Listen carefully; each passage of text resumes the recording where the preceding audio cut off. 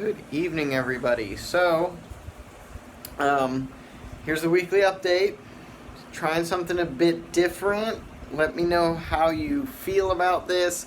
I'm actually recording the intro last. I've done all the recording for all the other parts for the tanks, and I will be doing some commentary while you guys kind of watch the tanks. Hopefully, you guys enjoy that. If you don't, if you do, just leave a comment down below so I can learn from it and get better, so you guys can enjoy these videos more.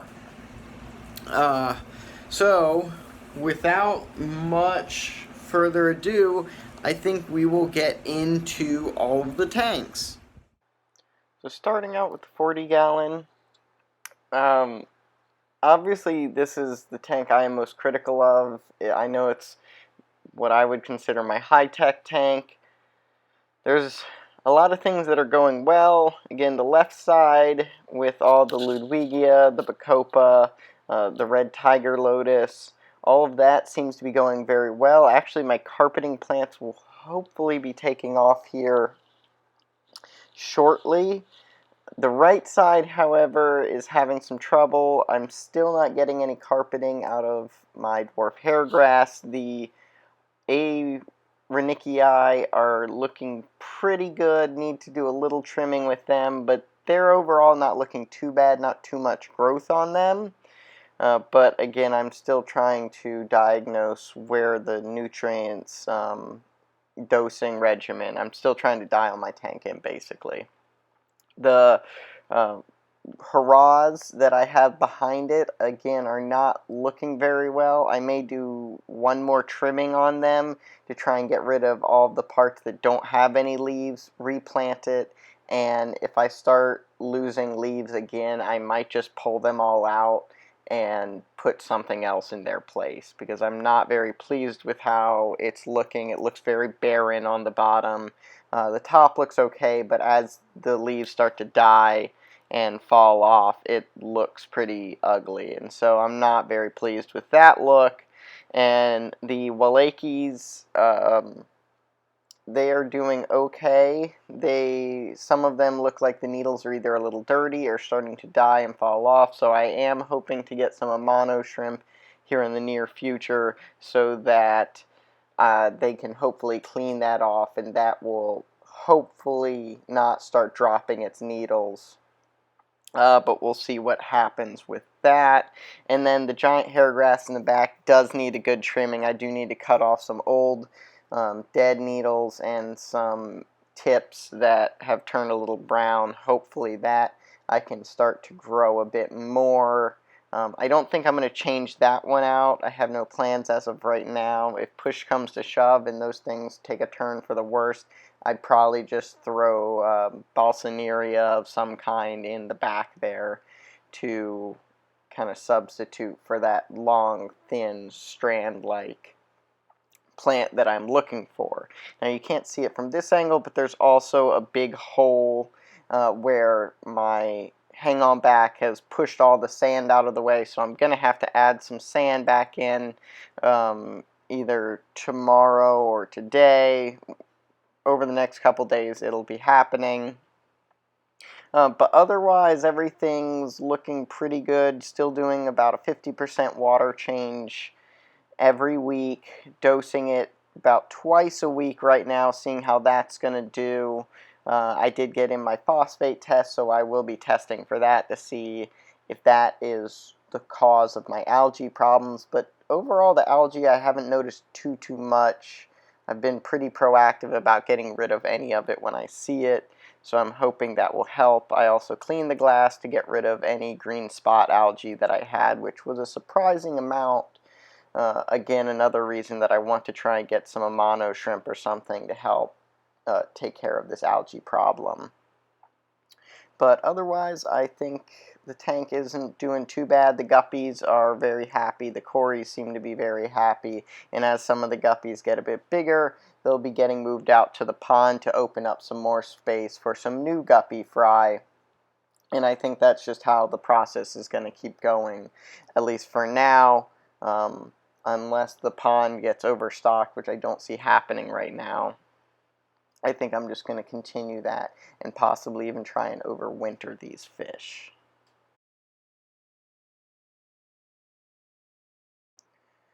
Now with the gerarium, there's not too much to say. I did a trimming on it, so you can see that the anarchus has been cut down, and hopefully that will help it to grow again. I'm planning on moving any excess anarchus that I have out to my pond to let it grow there. It seems to be really easy to grow, and it's doing great in this climate, which, no surprise, it's pretty common to see out in Central Florida, just in ponds and rivers and things. So I have no problems or expectations that it will struggle in any sense out in the pond. Otherwise, not too much else going on. All the other plants look okay. They don't seem to be dying off, but they don't really seem to be growing much either. I just don't think I have a lot of lighting going on in this tank. There are some mosquito larvae that I've been noticing, unfortunately. I did do a water change hoping to get rid of them, but it was unsuccessful. They are very good at hiding, and then as soon as I filled the tank back up, they popped right back up. So unfortunately, I don't really have an answer for that right now. I think I'm just going to leave it be for the moment. But if it really starts to bother me, I can always add an air stone in there to get rid of them. They really don't like that moving water. But for now, I'm just going to leave it, do regular trimmings, occasional water changes, and just see where this thing goes over the next couple of months. Hey guys, it's Angela. So I just wanted to jump on here and give you the terrestrial plant side of the fish room. So here we go. So first let me start off by saying I have rearranged the fish room once again. I'm sure Simon is getting absolutely sick of it, but this time I really like these two shelving units with all of the plants nicely displayed. That light that is above the third shelf that is conveniently velcroed on top of there, shining light down onto some of my plants that need a little bit more sunlight than others. Makes it really convenient and gives a nice overall good lighting look and staging look for these plants. Great for pictures. Now we're going to get a closer look at each of these individual plants. I'll tell you some of their future projects that they might go into, but I do apologize right off the bat. I am not as good with scientific names as Simon is, so like I said, I apologize for that in advance. So we're going to start out with my absolute favorite plant of all of mine. I know you're not supposed to pick a favorite, but these are clearly mine. So this is my dragon tree. I have named them since there are three. Some of you Game of Thrones fans can already guess the names of these three plants, but it's Drogon, Viserion, and of course Rhaegal for Daenerys' three dragons. I'm a big fan of Game of Thrones, and I just love these beautiful little dragon trees. Now, as for future projects, I don't really have any for this plant. It's just mainly going to be more decor. Here we have a couple of the cacti that we have recently picked up at some local nurseries. We plan to use this cactus in one of our cacti terrariums that we have now finally gotten all the pieces together. So look forward to that video soon on YouTube, Instagram, and Snapchat. And here's the Begonia Rex. Sadly, this plant is not doing so well in such a big pot. I planted it in a bigger pot by accident because it was the only thing I had. So hopefully getting some terrariums going, that way I can get it sorted out individually, place in those terrariums, that way it's a lot happier. And speaking of future terrarium projects, here are three of the other featured plants that I plan on having in there. Not to mention that I absolutely love these pots, ocean themed, still love the ocean. Yes, I'm working with freshwater fish, but ocean is always my first love. And just take a look at this beautiful nerve plant. Definitely going to be using this in some future terrariums. If you haven't used them for terrariums already, they are absolutely perfect. They don't need much care. Give them good soil, water them often, and they pretty much take care of themselves. And lastly, for the larger plants, I have my beautiful snake plant. I've been begging Simon for a snake plant for the longest time, and luckily we were at a nursery the other day and we saw this wonderful arrangement with a cactus that we also wanted, and it also had a snake plant. So I repotted that into the house, put some lava rock around it, and now I absolutely love it for decor in the fish room. Now getting into our succulent aquarium that we have. As you can see, we added a new succulent. We had a beautiful bright pink colorful one that was in the back past the bigger green succulent. However, that one did pass away. So we got one recently at a nursery. I separated it because it was being suffocated, and now it's thriving in our terrarium. Look for updates on this one soon. Previously, I mentioned we were going to be working on a cactus terrarium.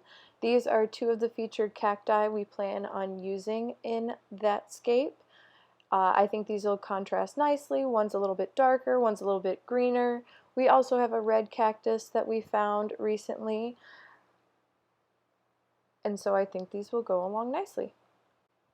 And last but not least, we have kind of the rehabilitation quarantine plants.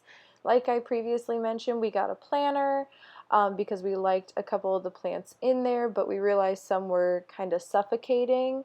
As you can see, they're doing very nicely in the grow room, so we're going to keep them here and see if we can use them.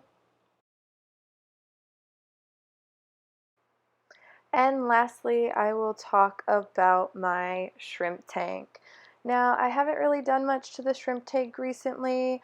Like stated in previous videos, we added CO2. Things have been growing very nicely, kind of bouncing back from when I had them in the school setting versus at the home setting. Like I said, the plants are bouncing back nicely. The grasses are coming in, not as quickly as I would want, but that's okay. The fish are doing very nicely. I still have my guppy. You can see her pop in and out of the frame here. She's doing very well. She's probably going to be moved out to the pond here soon. But for right now, I have a really nice clip for you guys to just kind of watch the shrimp do their thing, working, eating, and doing their shrimpy thing. So I hope you enjoy.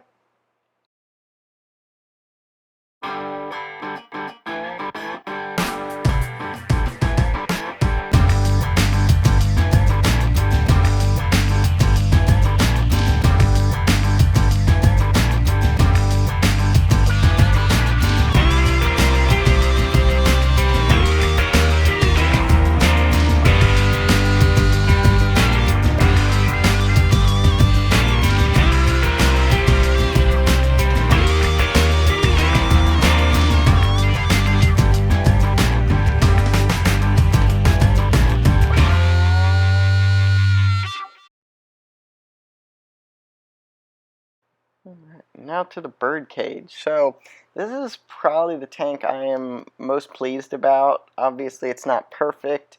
I still do have some brown edges on the physidins, and you can see a few brown patches in the Christmas moss that I have that I do need to trim off, but otherwise the mini Christmas moss as a whole is looking really good.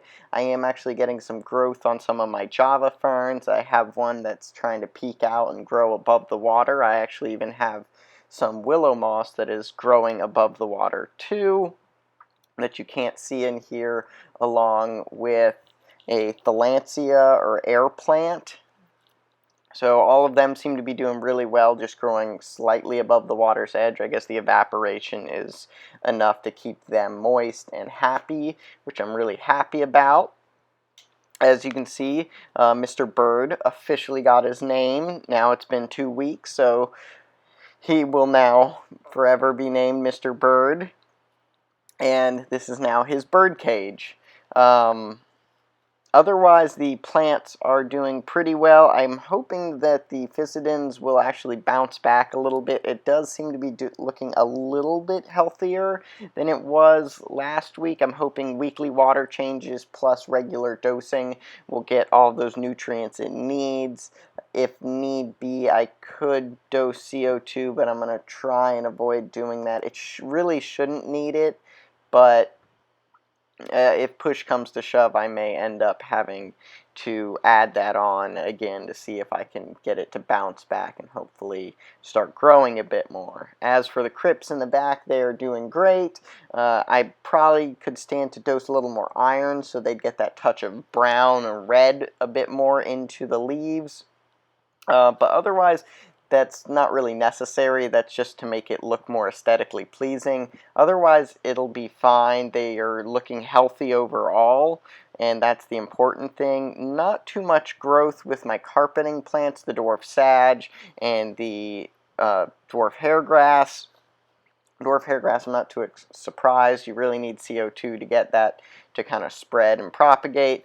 And the dwarf sage, I'm a little surprised it hasn't spread too much. There might be a little bit of runners that I'm seeing, but for the most part, I guess because it is a very low-tech tank, things aren't going to happen very quickly.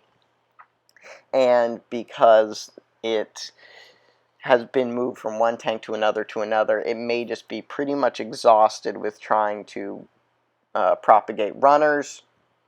So it may require me to pick up 1 or 2 dwarf sage when I am at the store getting some mono shrimp, just to help get some more runners in there and then fill in that foreground, mid-ground area. But otherwise, everything's looking great. Mr. Bird is getting much more personable. He loves swimming around at the front of the tank, seeing what we're doing. It's great to come home and he'll pop right out to say hello to us once we've got off work. So I'm much happier that his personality is starting to shine a bit more. He's very confused about water changes. He seems to be intrigued by the water getting pumped into the tank, but I'm glad to see that he's finding entertainment and interest moving around his tank, picking at little snails and other things that he notices. So hopefully here soon I will start to practice with him to do flare-ups and get him some exercise and enrichment in that sense. So be on the lookout for videos on that on Instagram and on Snapchat primarily. And last but certainly not least is the pond. So in here I do have a few guppies. I am trying a variety of aquatic plants that I have cut clippings from, planted in just some pea gravel in some terracotta pots that I bought real cheap plan, just to see what will grow actually out here. I'm getting only a couple of hours of sunlight, but it seems to be enough at least for some of these easier plants, Bacopa, Anarchus, Java Fern, the mosses, things like that. They really do seem to be going very well with how strong sunlight is, even if it isn't directly on them all the time. So I do hope to add some more plants into here and get a very dense looking carpet, or like almost forest if you will, in this pond to go with the 9 guppies that are in there now. And as you probably go watch this video, you will notice that there are quite a few tadpoles. I thought they were all gone, but somehow they were hiding, and now they seem to have come out. They don't seem to be bothering the guppies any, and as long as they don't bother the guppies, I have no problem with it. If they do start bothering the guppies, I may have to see about getting rid of them, but for now, I'll just leave them be. I'm happy that there is life in this pond and that things are enjoying this and growing inside of it. So I'm pretty excited as the first summer tubbing season, if you will, is going so successfully, and I'm looking forward to doing more in another year, or maybe even expanding in this year. We'll see what the future holds. But until next time, like, share, subscribe, always helps me out, and I'll see you all later.